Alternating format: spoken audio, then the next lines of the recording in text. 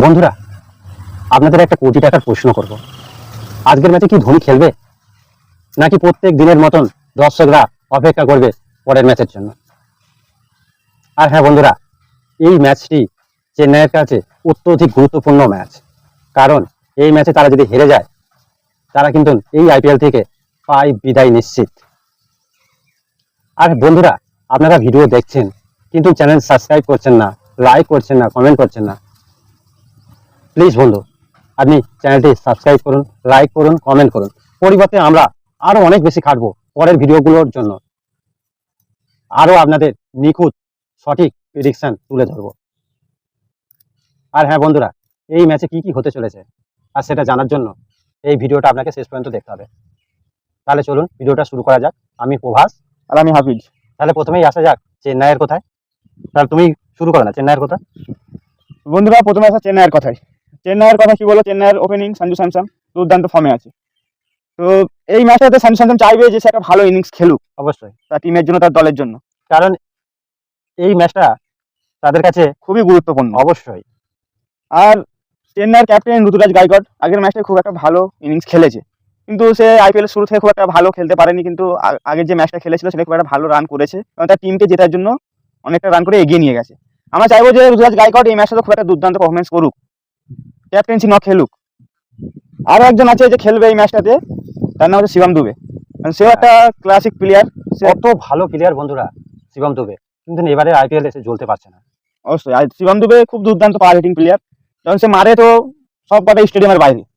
তো সে আর ফর্ম নেই, সেই জন্য কিছু ম্যাচে খেলতে পারছে না, কিন্তু আমরা চাইবো শিবম দুবে এটাই একটা অর্ধশত রান করুক। অবশ্যই। আর বন্ধুরা, আরো একজন আছে জেমি ওভারটন। সে অলরাউন্ডার, দুর্দান্ত অলরাউন্ডার, সে ব্যাটও করে এবং বোলিংও করে। সেই ম্যাচে খেলবে, সেই ম্যাচ কিন্তু বার করে দেওয়ার ক্ষমতা রাখে এই ওভারটন। অবশ্যই ওভারটন বোলিংও করে এবং ব্যাটিংও করে, চেন্নাইয়ের জন্য ম্যাচ উইনিং হতে পারে অবশ্যই। Jamie Overton. আর এখন একজন প্লেয়ার আছে, South African player Dewald Brevis, youngster. সেও খুব ভালো খেলছে, কিন্তু বন্ধুরা তাকে সব বল চালিয়ে খেললে হবে না। তার ক্লাসিক আছে, কিন্তু সব বল চালিয়ে খেললে হবে না, সে সব বল চালিয়ে খেলে। আমরা চাইবো সে যেন এই ম্যাচটা একটা ভালো কিছু খেলুক, ইনিংস খেলুক। তাহলে আছে চেন্নাইয়ের বলারের কথাই।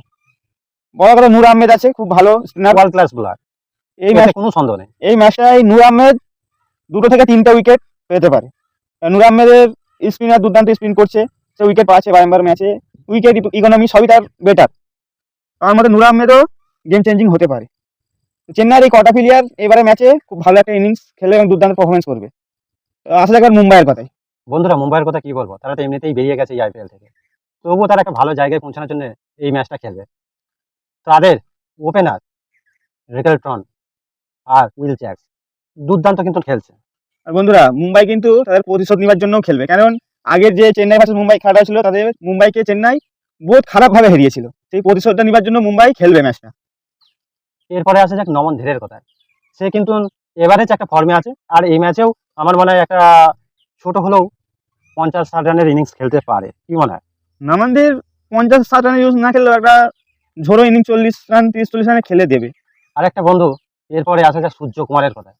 এই সূর্য কুমারকে যদি খেলায়, তাহলে আমি বলবো নতুন যে সমস্ত প্লেয়ার উঠছে তাদের প্রতি অবিচার হচ্ছে। এই খেলোয়াড়টাকে যদি বাদ দেওয়া হয়, তবেই নতুন প্লেয়ারের প্রতি একটা সুবিচার হবে। আর এবং মুম্বাইকে জিততে হলে সূর্যকুমার যাদবকে বাদ দিয়েই খেলতে হবে, কারণ অবশ্যই সে যে হিসাবে ব্যাটিং করছে তার থেকে একটা গলি ক্রিকেটের ছেলেরা ভালো খেলে। অবশ্যই একটা পাড়ার যে ছেলে, তাকে যদি এতগুলো ম্যাচ খেলা না যেত, আমার মনে হয় সে এর থেকে বেশি রান করে দিত। অবশ্যই, কারণ সে রান করতে। সূর্যকুমার যাদব, আমাদের একটা মনে প্রশ্ন আছে যে সে কি চাচ্ছে না যে হার্দিক পান্ডিয়া ক্যাপ্টেন্সিতে ট্রফি আসুক। এবার আছে হার্দিক পান্ডিয়া একটা এভারেজ ফর্মে আছে, কিন্তু সেইভাবে বোলিং এ জ্বলে উঠতে পারছে না। যে আগের হার্দিক পান্ডিয়াকে আমরা কিন্তু দেখতে পাচ্ছি না। আশা রাখবো এই ম্যাচে এই আগের হার্দিক পান্ডিয়াকে যেন আমরা দেখতে পাই। আর তিলক বর্মা, আমার মনে হয় সে মোটামুটি ফর্মে একটা আছে, এই ম্যাচেও একটা 50-60 রানের ইনিংস খেলতে পারে।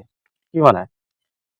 বন্ধুরা, তিলক বর্মা 50-60 রানের ইনিংস যদি বল যদি থাকে লাস্ট পর্যন্ত সে খেলতে পারে, কিন্তু তার আগে যদি না নামতে পারে সে অতটা রান করতে পারবে না, কারণ রান করার জন্য বলেরও দরকার থাকে। এবার যদি সে তিলক বর্মা ফিনিশিংয়ে যদি নামে, সে একটা ভালো ইনিংস খেলবে, কিন্তু 50-60 রান সে করতে পারবে না এই ম্যাচে। এবার আছে মুম্বাইয়ের বোলিং এর কথা। আমাদের অত্যধিক দুঃখ হচ্ছে বা কষ্ট হচ্ছে বুমরার কথা ভেবে। কেন জানেন? বুমরার ক্ষেত্রে ভেবে দুঃখ লাগছে। সে আমাদের ভারতের একটা সব থেকে বড় সম্পদ। এই আইপিএলে সেই সম্পদ কিন্তু ধীরে ধীরে যেন মনে হচ্ছে যেন নষ্ট হয়ে যাচ্ছে। সত্যি বন্ধুরা, বুমরার জন্য খুবই খারাপ লাগছে। কারণ বুমরার মতো এমন ওয়ার্ল্ড ক্লাস বলারকে জেসিএস এরকম করে 6 মারছে, সত্যিকারের বন্ধু কষ্ট হয় খুব। আমাদের নিজেদেরও কষ্ট হয় যে বুমরার মতো বলারকে জেসিএস এরকম 6-4 মেরে চলে যাচ্ছে। আমরা চাই বুমরা তার বিগ ফর্মে ফিরে আসুক এবং এই ম্যাচে 2-3টে উইকেট নিক সে। প্রার্থনা করব আর যাই হোক, মুম্বাই হেরে যাক, যাই যাক, যা খুশি হোক, কিন্তু বুমরা যেন ফর্মে ফিরে। এতে আমাদের দেশের জন্য খুবই ভালো একটা জিনিস হবে। আর বন্ধুরা, হার্দিক পান্ডিয়া এই ম্যাচে একটি কি দুটি উইকেট নিতে পারে। টেন বোল্ট ভালো স্পিডে বল করছে, কিন্তু শুধু স্পিডে বল করলেই তো হবে না, তার লাইন লেন্থ সেই রকম কিন্তু নেই এবারের আইপিএলে। তাই তাকে লাইন লেন্থটা অবশ্যই করতে হবে। ঠিক করতে হবে। আর একটা বোলার মুম্বাইয়ের, তার কথা ভুললে হবে না, হচ্ছে শার্দুল ঠাকুর। ইয়েস বন্ধুরা, শার্দুল ঠাকুর আমার মনে হয় মুম্বাইয়ের এবারে আইপিএলের সেরা ফর্মে আছে। শার্দুল ঠাকুর দুর্দান্ত ফর্মে আছে, যা কিছু ম্যাচ ইম্প্যাক্ট খেলাচ্ছে বলিংয়েই। সে কিছু ম্যাচ হয়তো পারফরমেন্স করতে পারেনি, কিন্তু ওদের এই ম্যাচটাই তারা যদি চান্স দেওয়া হয়, সে অবশ্যই মুম্বাইয়ের জন্য 1-2টো উইকেট বের করে নিয়ে আসবে। এতে গেল খেলোয়াড়দের কথা। এবার আসে এই ম্যাচটা কে হারবে, কে জিতবে। আমার মনে হয় এই ম্যাচটা চেন্নাই জিতে যাবে। এই ম্যাচটা আমার মনে হয় মুম্বাই জিতবে, কারণ কারণ মুম্বাই চাইবে তার আগের হারের প্রতিশোধ নিতে। তবে চেন্নাই কেন জিতবে বলছি, তারা এই ম্যাচটায় জান প্রাণ দিয়ে খেলবে, কেন তাদের আশা এখনো আছে।